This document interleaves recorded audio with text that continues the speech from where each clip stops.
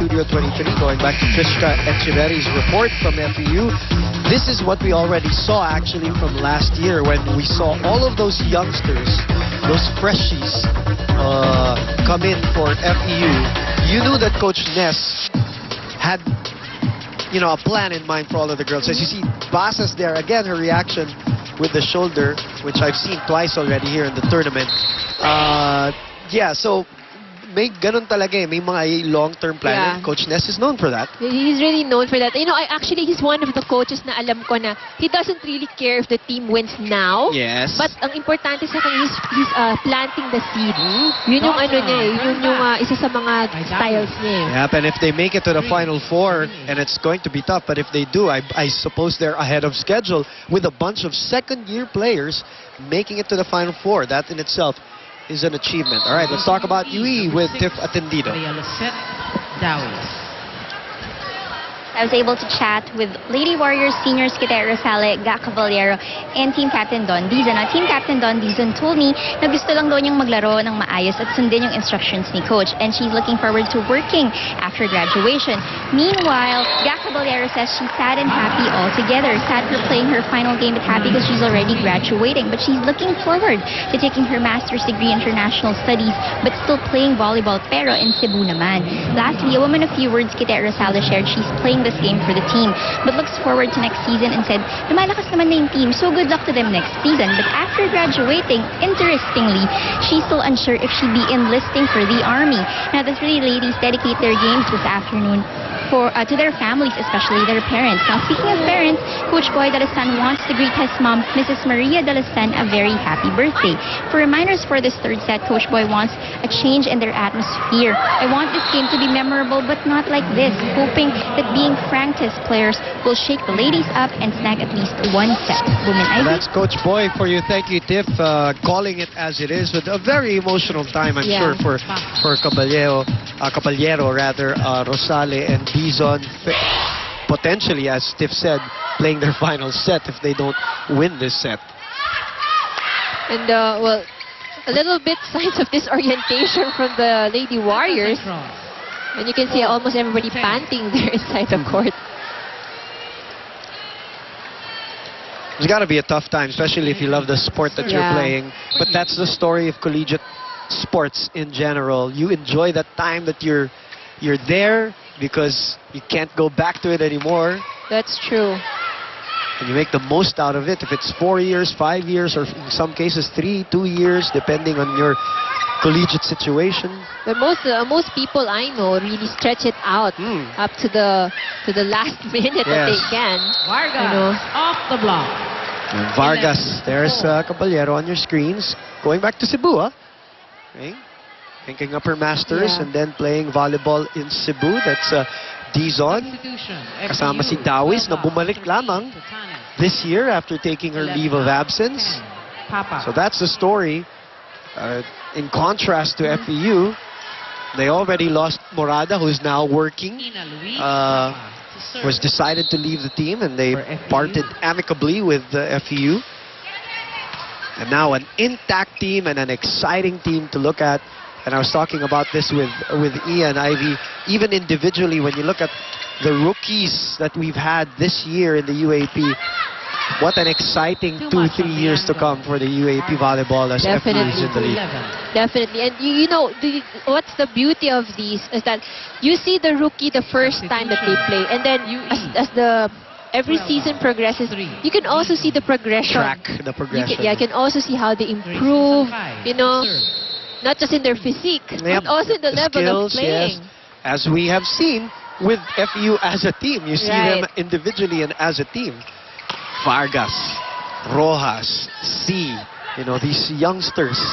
Outside That time Vargas sends it outside. Coach Shaq, of course, joining the fold, or going back home, as he said. Side by side with FEU, won a championship with UST. UST and Adamson waiting in the wings, by the way. All-important match for them. 7-11. There's the coaching staff, relaxed right now, as they are in the lead by 4 here in the third set, and 2 sets to love. Boom Gonzalez, Ivy Remulla for you. for ABS-CBN Sports. Another ace. Excellent service. Bumaglag. Actually, that's 2 service aces in a row. 11. A very good variation also. The first time around, she didn't hit it hard, and this time she went for that short serve. That's a good serve again. Papa now setting for Coach Ness. Iba na tong kupunan ni Coach Ness na nasa floor, as this lead is down to 2. And now, just like that, Coach Ness sends back the main women, Giselle C.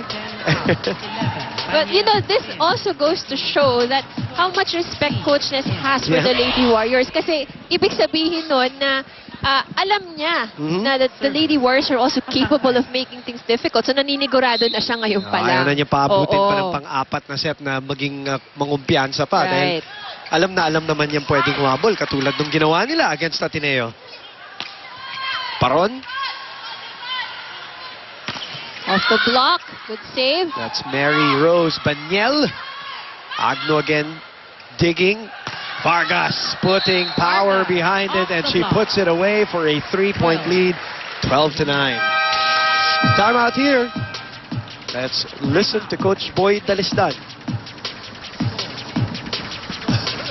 Tumatalong ka na agad eh. Huwag ka muna agad tumalo. Pumunta ka muna, takbuhan mo muna yung bola.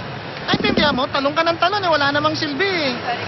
Ikaw naman, targetin mo yung zona, yung zone 1. Targetin mo. Ha? Target lang. Kayong dalawa, huwag kayong magunahan ng bola. Kung kaya niya kunin, bigay mo sa kanya na makaset ka. Kapag kuha mo yung bola, wala na, maglo-lose ball tayo eh. Dito ang palo dito. Okay? Huwag kayong mabalo sa gitna, dito lahat. Gilid. Yung gilid ng blocker yun, padaanin nyo.